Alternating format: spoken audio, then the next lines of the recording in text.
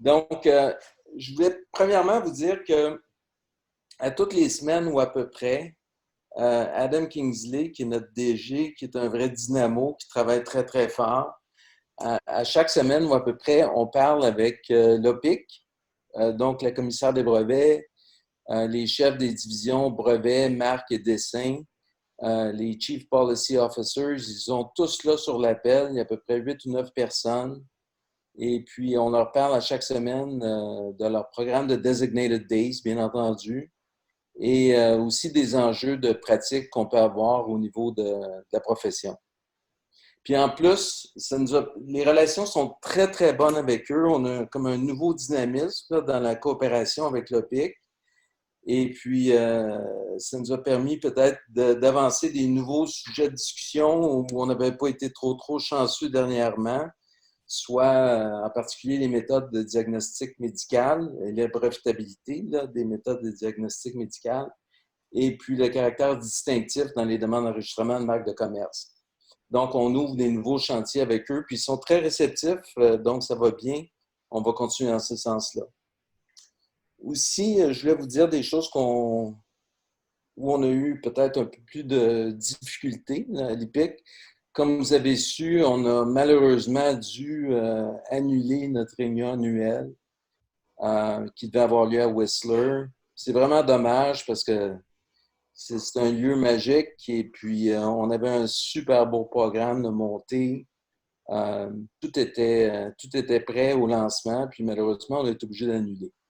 Puis là, on a fait face aussi à beaucoup de peur parce que, bon, l'IPIC, c'est pas. C'est une belle grande association, mais on a quand même des ressources financières limitées.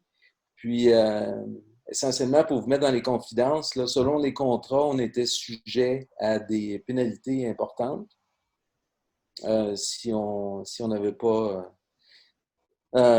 Si le meeting n'avait pas lieu. Mais finalement, on a réussi à s'en sortir. Encore une fois, Adam Kingsley a fait une super belle job. Puis ce qu'on a décidé, c'est qu'on allait retourner à Whistler, mais en 2022. En 2021, on garde le cap sur Saint John's Terre-Neuve du 13 au 15 octobre pour la réunion annuelle. Puis en 2022, c'est un retour sur Whistler sans aucune pénalité. Donc, on a vraiment sauvé les meubles au point de vue financier. Puis en plus de ça, bon, on a eu bien entendu un peu un puzzle au niveau du budget cette année parce que la réunion annuelle, bien entendu, ça rentre euh, des deniers dans les coffres de l'IPIC. Puis cette année, on n'aura pas droit à ça, mais quand même, on avait quand même un beau fonds de prévoyance et on va s'en tirer très bien. Donc, on n'a pas eu besoin de faire de mise à pied là, au bureau de l'IPIC. Tout marche à 100%. Ce qui m'amène à vous dire qu'au niveau des webinaires, bon, on a continué un programme très ambitieux de webinaires. Et puis aussi, on va avoir le CIPR qui va sortir un nouveau fascicule avec de très bons articles là, le mois prochain, au mois de juin. D'ailleurs, je vois que Béatrice est là, qui est notre éditrice. Félicitations pour ça. Par rapport à la réunion annuelle 2020 qui devait avoir lieu à Whistler, ce qu'on va faire, c'est que on va tout faire ça de façon virtuelle.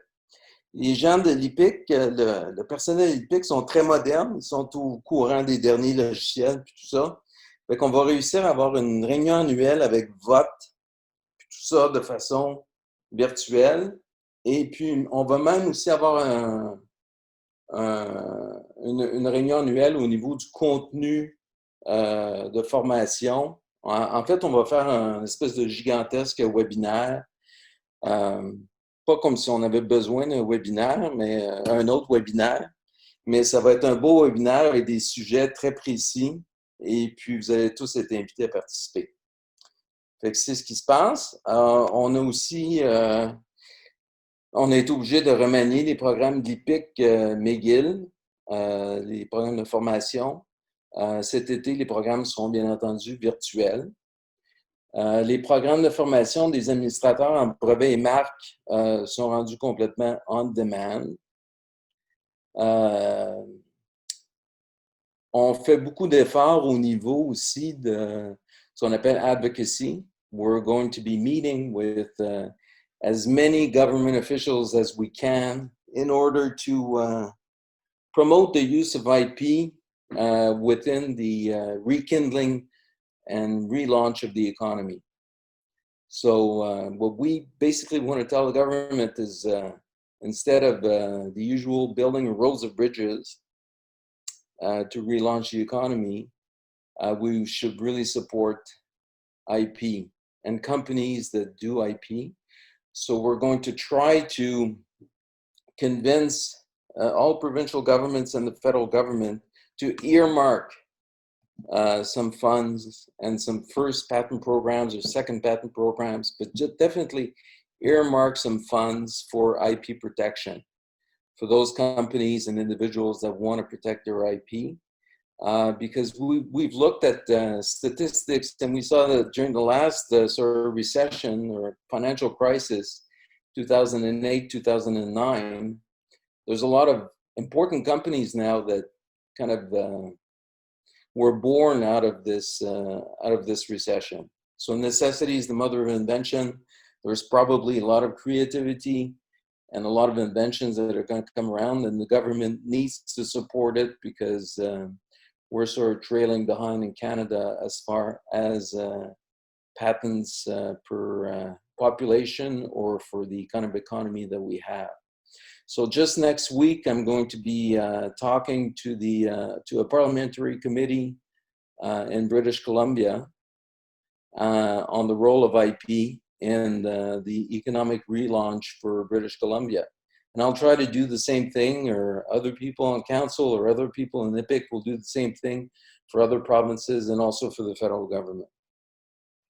Puis tout ceci, ça m'amène à vous souligner l'importance du bénévolat qui est vraiment au centre du succès de l'IPIC, notre association. Donc, au nom du conseil de l'IPIC, puis de tout le personnel de l'IPIC, je tiens à vous dire un énorme merci pour tout le bénévolat que vous faites.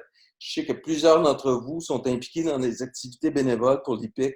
C'est vraiment, vraiment apprécié. Et puis, je pense qu'il y a un sondage aussi qui vient d'être lancé sur le bénévolat dans l'IPIC. Je vous encourage à remplir le sondage, ça ne vous prendra pas de temps. Ça va vraiment nous aider à mieux déployer nos efforts de bénévolat ensemble dans les années qui viennent. Puis, je voulais aussi faire remarquer qu'à travers toute la pandémie, il y a eu le World IP Day, le 23 avril. C'était un succès parce qu'on a comme relancé notre campagne On Net avec brio, avec 2 nouveaux vidéos. Je ne sais pas si vous les avez vus. Si vous ne les avez pas vus, essayez de les trouver sur le site de l'IPIC, où on va vous les envoyer.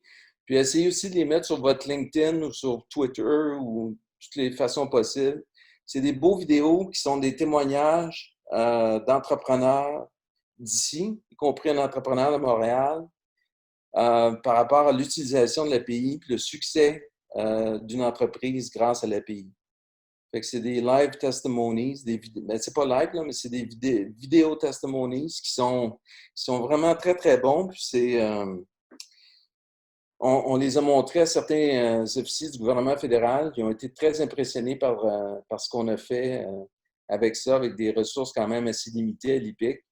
Et puis, ça va exactement dans le sens, c'est ça qu'on veut créer au Canada. On veut créer un engouement pour l'API, non seulement chez les entrepreneurs, mais aussi chez les décideurs gouvernementaux qui ont besoin de nous appuyer dans nos démarches.